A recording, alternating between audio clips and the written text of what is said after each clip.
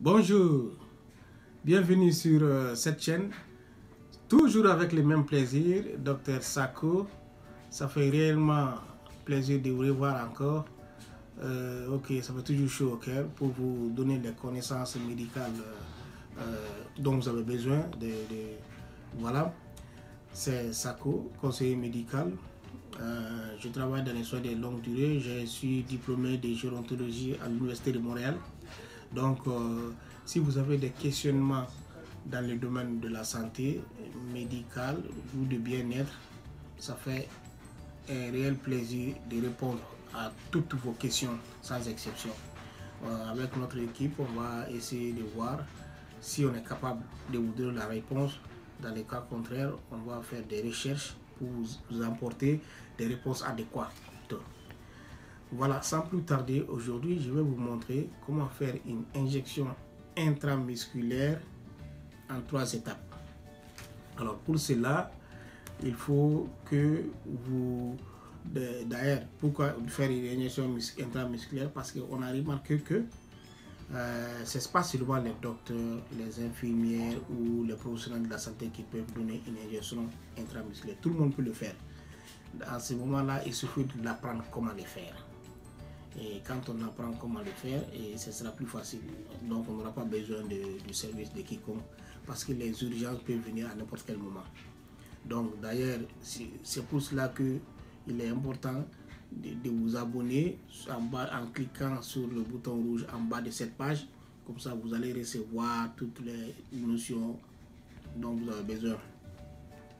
Donc, ceci étant, on va juste commencer par vous montrer comment faire une injection intramusculaire. Parce que la simple raison, c'est quoi? Les gens peuvent tomber dans un restaurant quand ils ont une réaction allergique, ils ont une injection épipène avec eux. Donc, en ce moment-là, vous pouvez tout juste sortir l'épipène et faire l'injection. Pour la simple raison, il y a des gens qui peuvent être dans l'avion, ils ont des diabétiques, ils peuvent tomber, on ne le souhaite pas. Et vous avez des seringues d'insuline là-bas, on ne sait pas, donc vous pouvez sauver des vies, c'est ça l'important.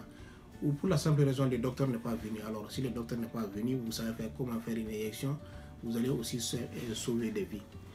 Voilà, donc on va commencer. La première étape, c'est la préparation. La préparation, ça commence avec quoi? D'abord, il faut bien se laver les mains, comme la méthode, on se lave les mains, donc pour désinfecter très bien. Et puis on rassemble ces matériels. Le matériel, donc c'est d'abord comment faire avec une seringue. Une seringue il y en a plusieurs de 5 cc, de 10 cc, donc et de 3 cc, dépendamment de la quantité de liquide que vous devez prélever. Voilà. En plus de la seringue, vous avez le liquide à injecter, vous le mettez à côté, vous rassemblez. Vous avez le coton à alcool, coton à alcool qui est là, vous le mettez à côté. Et vous prenez 2 tubes de seringues. Bon, normalement, c'est des seringues de 21 à 25 gousses pour les injections intramusculaires. Donc, vous prenez la seringue adéquate. Vous prenez 2 tubes de seringues. Une seringue qui sert à prélever le liquide et l'autre seringue sert à injecter. Prélever le liquide pour ne pas contaminer après. Donc, voilà les 2 seringues qui sont là, 21 à 25 gousses. Et vous avez un compresse. À la fin de l'injection, vous allez juste appliquer la compresse pour éviter les saignements. Bien sûr, j'ai mes gants ici. Les gants n'ont pas besoin d'être propres. C'est des gants stériles. Je les mets à côté. J'avais déjà fait cette vidéo en anglais. Bon, comme ma communauté est une communauté francophone, alors je le refais en français. Donc voilà. Sans plus tarder, je vais commencer à ouvrir mes boîtes. Commencer à ouvrir ma seringue. Je me suis lavé les mains. Donc, je ouvre ma seringue comme ça. Comme ça se fait. Voilà, on le dépose. Je prends aussi mon aiguille qui sera prélevée. Donc, je l'adapte.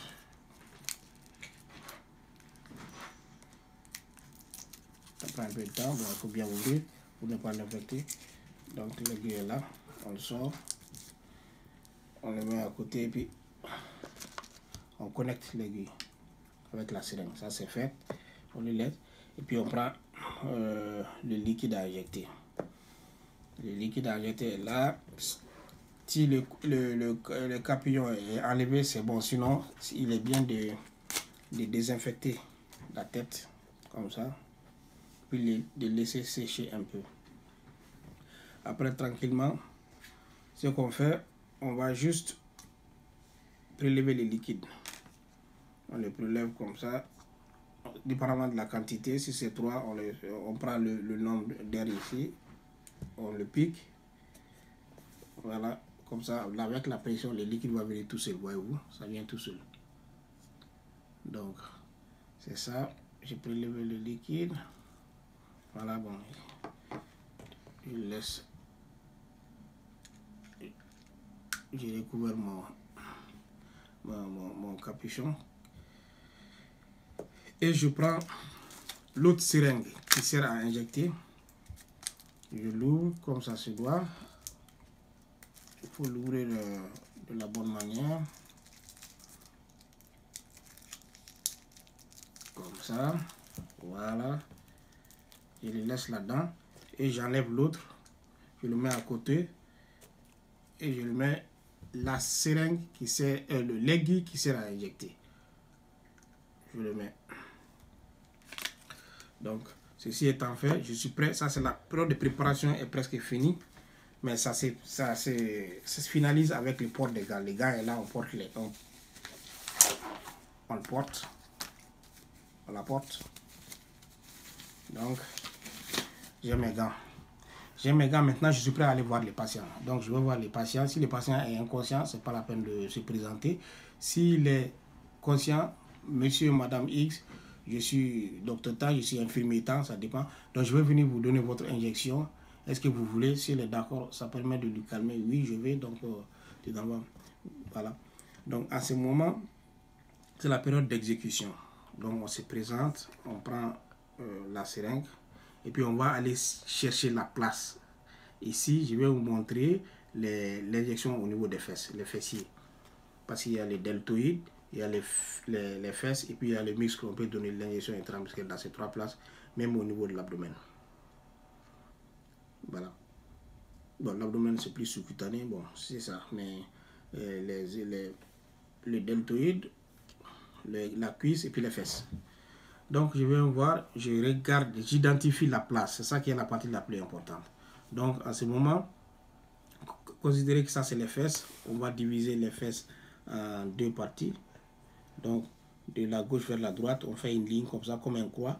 Et du haut en bas, une deuxième ligne comme ça. De la gauche vers la droite, du haut en bas, comme un croix.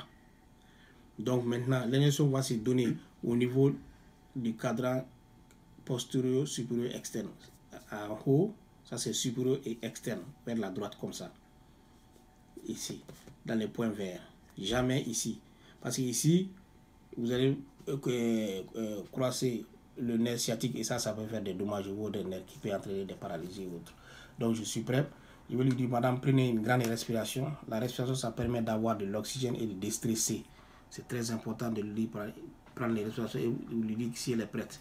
Donc, on va prendre la peau, on va les tendre la peau, pas les plier, mais on les tend comme ça. Donc, on lui dit, est-ce que vous prenez une grande respiration? Elle prend une grande respiration, elle dit, oui, je suis parti. Et vous piquez un coup. C'est mieux de le faire un coup, comme ça, elle sentira moins de douleur. Et puis, on injecte les liquides en même temps, on lui dit d'adapter le rythme avec la douleur. On lui dit si elle a mal, on réduit le rythme. Si elle n'a pas mal, donc on continue à aller. Jusqu'à ce qu'elle s'en finisse. Après, on le sort. Quand on le sort directement, on le met au biorisque. On le jette au biorisque. Le contenant jaune, très important. On le met au biorisque. Après, je prends, dans le coton, je prends le compresse. Après avoir, on dépose la compresse, on fait une petite pression. Si on ne suit pas, mais on fait seulement une pression, on le dépose. Voilà, puis on le demande si elle est confortable, si ça va. Voilà. Et puis ça va mettre la fin à la période exécutif. Donc après ça, on enlève les gants. Avant d'enlever les gants, très important, on rassemble nos matériels parce qu'on a déjà les gants.